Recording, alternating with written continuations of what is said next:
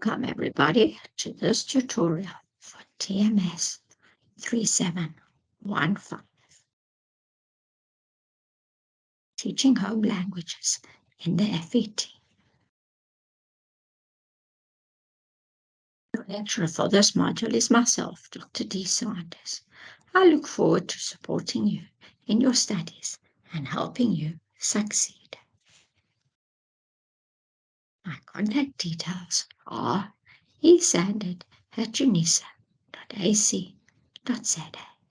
Please feel free to contact me if you have any queries. You're welcome to email me.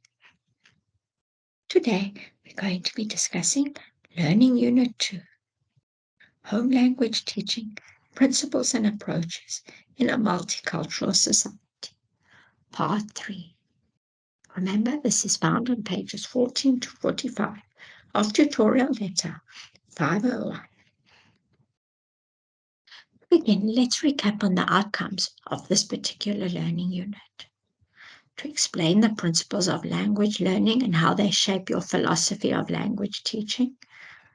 To discuss the theoretical insights for language teaching in FET in the HL classroom, drawn from behaviorism, innatism, interactionism, and cultural sustaining pedagogy. To describe the principles of the structural, functional, and communicative approaches and how they shape teaching languages in the FET home language classroom. To present our own philosophy of language teaching, drawn from the knowledge of language principles, theories of language acquisition, and approaches. In this tutorial, we are going to be discussing the third learning outcome, the principles of the structural, functional, and communicative approaches. Let's just begin by discussing what is an approach to teaching language. An approach describes how people acquire their knowledge of the language and make statements about the conditions which will promote successful language. An approach is an attempt to improve teaching with general guidelines and assumptions. An approach just indicates the direction in which to proceed. Underlying any language teaching approach is a theoretical view of what language is and of how it can be learned. Language teaching can be approached from three orientations, namely the structural, functional, and communicative orientation. These three approaches are our focus of discussion for this tutorial. Let's begin with the structural approach. This approach is rooted in behaviorism, a theory that views language teaching as learning a set of habits. This approach states that components of language are interrelated and they get their meaning from that relationship. A structure is a pattern, an arrangement of words that indicate grammatical meaning. It may be a word, a phrase, or a sentence. The structural approach is based on a belief that in the learning of a language, mastery of structures is more important than the acquisition of vocabulary. Teaching language based on this approach places emphasis on the proper order and structure of understanding, speaking, reading, and writing the language. This approach employs techniques of the direct method of teaching. In this approach, language elements are viewed as linear shaped in a rule-governed way. The idea of the structural approach is led by the language teacher, aiding the learner to understand individual language structures. All language patterns have a basic structural base for what we call the grammar. This includes the use of proper nouns, punctuation, adjectives, or every single language skill acquired has structural orientation.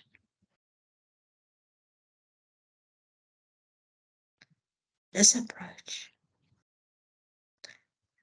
is led by the language teacher, aiding the learner. Teaching language through a structural approach includes a focus on 4 main skills. Firstly, understanding the grammatical structures, speaking properly according to the rules of proper grammar and mechanics, using proper sentence structure, reading properly according to the rules of comprehension, writing properly according to the rules of proper grammar and mechanics, of course, using proper sentence structure.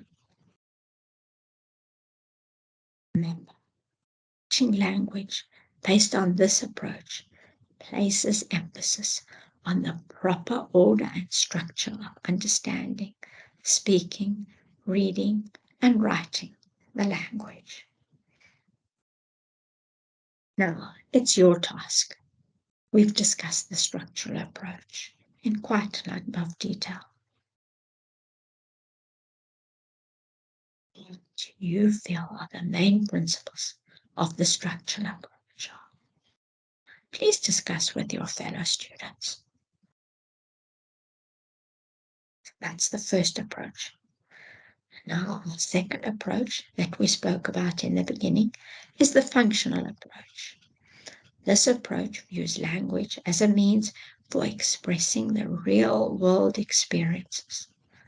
The goal of language is the ability to communicate with it. Semantics and communication are the goal of the functional approach.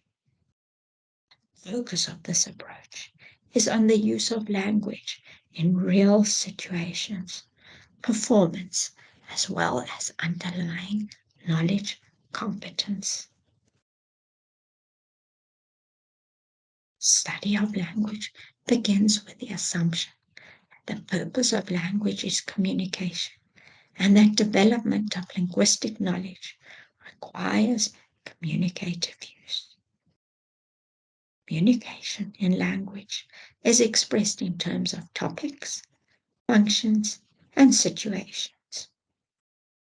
By creating a situation, the teacher is providing the necessary context that learners need to use the language for agreeing, questioning, requesting, expressing emotions and notions. This approach helps learners to use real, appropriate language for communication. We've discussed the functional approach. Again, it's now your task.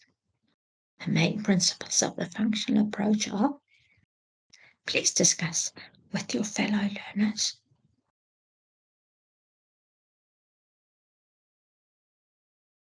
Our third approach, which you can possibly remember from the beginning of our tutorial, is the communicative language teaching approach.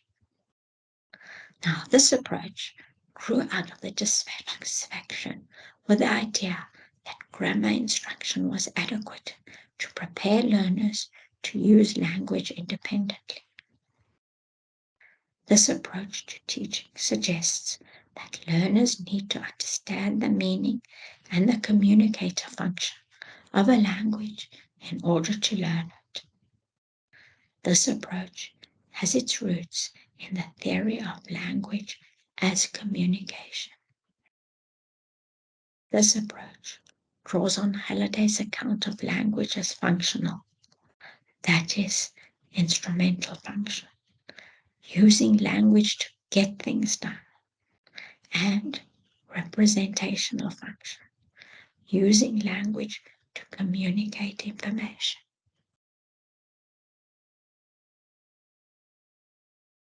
This approach aims to make communicative competence the goal of language teaching and to develop procedures for the teaching the 4 language skills that acknowledge the independence of language and communication.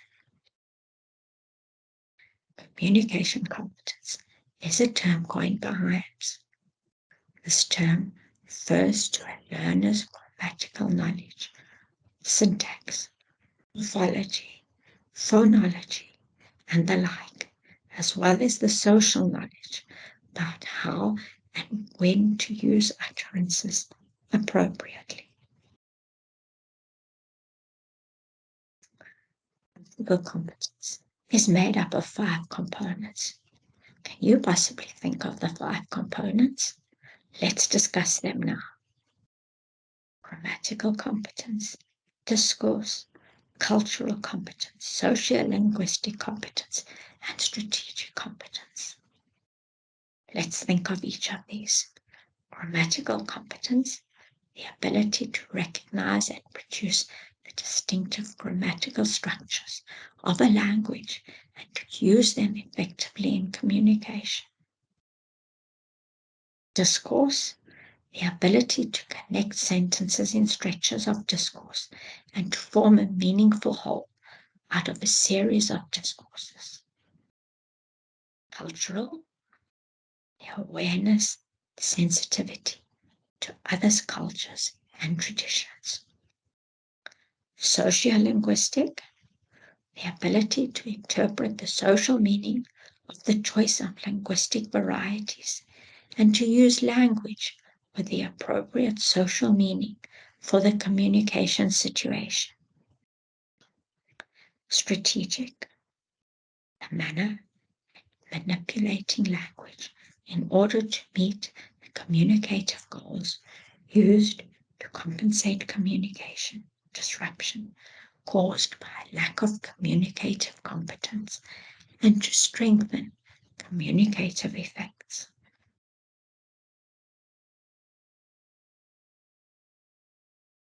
Let's move on to the principles of this important approach. How are we doing this? Think, would this approach be useful in your class, teaching of languages in the FET phase? Back to our principles. Communication should be the foundation of language learning. That is, the learner activities must be communicative. The learners are involved in the completion of real-world tasks and activities to promote and enhance their language learning. The learners must be engaged in meaningful and authentic language use for learning to take place. The role of the teacher in a language class is that of a facilitator of communication and the one who engages in the activities with their learners and establishes situations likely to promote communication. The teacher is also an advisor in the activities, answering learners' questions and monitoring their performance. The role of the learner is that of a communicator. They are actively engaged in negotiating meaning with others. As they negotiate meaning, they try to make themselves understood as they attempt to understand others. Importantly, learners are responsible for managing their own language learning. Teaching and learning process in a language class approached from the communicative language teaching approach uses the language as a great deal through communicative activities such as role plays and problem-solving tasks using authentic materials. Remember, class activities are conducted in small groups. Now, it's your task again. We've discussed the communicative approach in quite a number of detail. The principles. Now, think, what are the main principles? Can you remember what we discussed? Please jot them down. And of course, again, share with your fellow students. Now that we've come to the end of this tutorial, I'm sure you were expecting our thinking stop. Having discussed the 3 different approaches to teaching home languages, please share your views on which approach would be your preferred teaching approach. We are all unique teachers.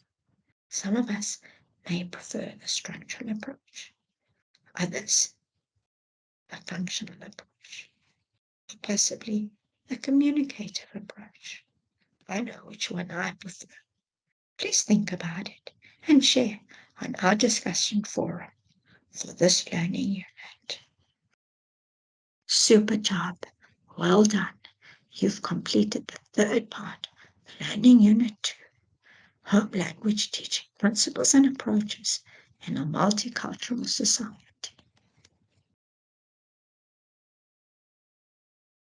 Thank you for joining our tutorial.